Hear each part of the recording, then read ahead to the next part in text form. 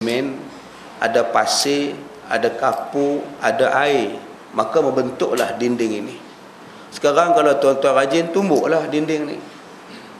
Agak-agak siapa yang pecah, tuan-tuan ataupun dinding ni pecah. Kenapa dia kuat? Kerana 5 menyatu membentuk satu dinding. Bata tetap bata, simen tetap simen, pasir tetap pasir, air tetap air. Bila bekerja sama, sudah tak nampak dah. Yang nampaknya plaster dengan cat. Plaster dengan cat saja yang nampak. Semuanya sanggup berkorban untuk satu nama, iaitu dinding. Dan yang nampaknya ialah tile dan cat saja yang nampak. Begitulah kita pun. Ada yang biru, ada yang hijau, ada yang biru muda, ada biru tua. Bergabunglah, bekerja sama untuk Islam. Yang nampaknya ialah Islam, yang kuatnya ialah Islam. Itu saja. Kalau bab nak menyelesaikan masalah murtad, kalau umat Islam tidak bersatu, macam mana nak selesai masalah murtad? Masalah boikot, kalau umat Islam tidak bersatu dalam memboikot barangan Yahudi Amerika, macam mana nak jadi? Biar berbeza pendapat, tetapi di dalam bab penyatuan agama kita kena sepakat, barulah kita boleh jadi hebat. Masalah kita ni, bila dah berbeza pendapat, sampai bila nak berbeza pendapat? Kenuri tak nak, mati tak nak, ceramah tak nak, kuliah tak nak, semayang tak nak. Kawan ni jadi imam, kawan ni balik. Kawan ni jadi imam, kawan ni tak suka. Kawan ni buat kenuri, yang ni tak datang. Kawan ni buat satu program, ada yang kutuk. Kawan ni buat satu, ada yang tak suka. Jadi bila nak jadi baik, kata nak jadi wali Allah, sifat wali Allah ialah sentiasa menginginkan perdamaian, mencintai, masuk dan bersatu di dalam jamaah Islamiah. Setengah orang faham bersatu dalam jamaah Islamiah ni kena hampa kena masuk geng kami je, jangan masuk geng hampa bubarkan yang hampa punya, masuk yang kami punya. Kalau begitu mazhab pun satu lah. Kenapa mazhab pun 4? Ada Syafi'i suruh Hambali masuk Syafi'i, ada Maliki suruh Hanafi masuk dalam Maliki. Tidak, Maliki cara Maliki, Hanafi cara Hanafi. 4 bersatu membentuk satu kalimah, dipanggil sebagai Ahlus Sunnah wal Jamaah. Tak ada pun dia masing-masing pakat jadi satu. Selagi betul pada jalan agama, jalan.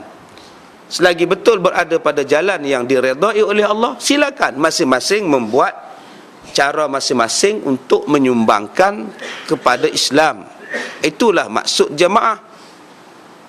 Jamaah ni maksudnya ialah kesepakatan di dalam satu kumpulan. Ada orang yang jadi imam, ada orang yang jadi makmum, ada orang yang jadi bilal, ada orang yang jadi saf pertama, ada orang yang saf kedua. Itulah jamaah. Begitulah dalam perpaduan. Ada orang yang jadi leader, ada orang yang jadi second leader, ada orang yang jadi pengikut, ada orang yang jadi petugas, ada orang yang kerja mendoa, kerjanya doa je bagi Islam jaya. Ada orang yang kerja je cari dana untuk tolong orang Islam. Ada orang yang kerjanya menulis saja di internet ke, di buku ke, di surat khabar ke, kerjanya menulis supaya orang faham. Kadang-kadang bercakap orang tak faham, bila menulis orang boleh faham. Sekarang ni bahasa tulisan banyak, kita boleh ambil gambar, daripada gambar tu saja orang boleh faham lah. Tengok gambar perjuangan rakyat Palestin, orang tengok gambar tu pun kesian lah. Jadi 1001 bentuk macam pendakwahan untuk menyatakan sesuatu. Bukan semata-mata kita boleh bercakap saja. Sebab itu Allah Ta'ala sebut As-Sami'ul Basir. Dalam Al-Quran Allah sentiasa menggabungkan ayat-ayat yang kita sendiri kena fikirkan. Contohnya As-Sami'ul Basir. Ya. Hello, nak kena atas lagi.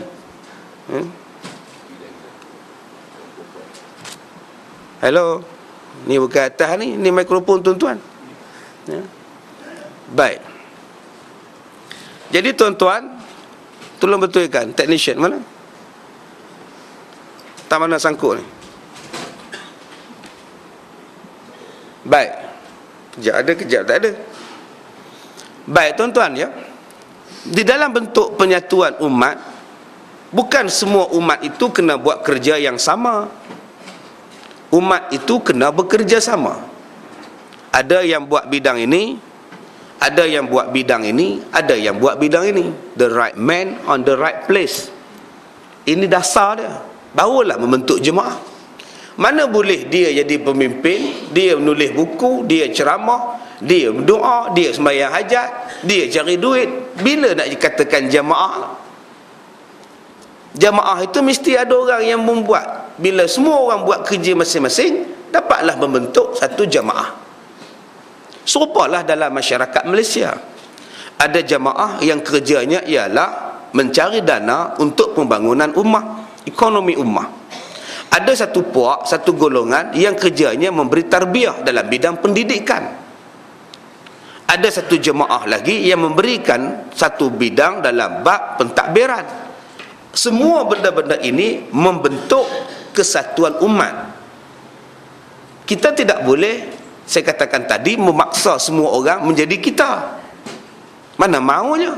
Kalaulah bata ni bata saja membina bangunan ini, yang lain kami tak mau, kami nak bata saja. Tuan-tuan tolak bata ni, jatuh satu-satu bata. Ataupun tuan-tuan kata kami tak mau jemaah lain, kami nak masuk jemaah kami ya. Akhirnya tuan-tuan jadi pasir saja. Bila pasir, dia tidak boleh melekat antara satu sama lain. Nak membentuk satu kekuatan, kena bergabung 5-4 benda. Aus dan Khazraj bergabung dengan golongan Muhajirin, bergabung dengan puak Bedui, bergabung dengan puak Parsi, bergabung dengan puak-puak yang datang daripada berbagai suku. Akhirnya membentuk satu kesatuan yang dipanggil umat Islam Madinah. Sampai Yahudi pun balik. Ini yang dikatakan sebagai bentuk penyatuan. Sebab itu saya katakan tadi, Allah Ta'ala menggunakan perkataan As-Sami' Al-Basir. Digabungkan dua sekali. Al-Aziz Al-Hakim, Al-Ghafur Rahim. Kenapa Allah gabungkan sifat-sifat Allah, nama-nama Allah ni dekat-dekat? As-Sami' Al-Basir. As-Sami' Al-Basir, mendengar dan melihat. Kita tidak boleh memberikan kepada masyarakat pendengaran semata-mata. Tak boleh buat ceramah saja. Kadang-kadang kena bagi tengok. Kalau ceramah saja tak nampak, kurang berkesan. Berceramah dan ada ditunjukkan visualnya pula, lagi berkesan. Kalau kita ceramah tentang Palestin, berkesan. Tetapi kalau tunjuk gambar tentang penderitaan rakyat Palestin, lagi berkesan. Sebab itu Allah gabungkan As-Sami'ul Basir. Tengok, dengar dan tengok. Dengar dulu. Bagi manusia dengar dulu. Lama-lama baru aja dia tengok. InsyaAllah dia berubah.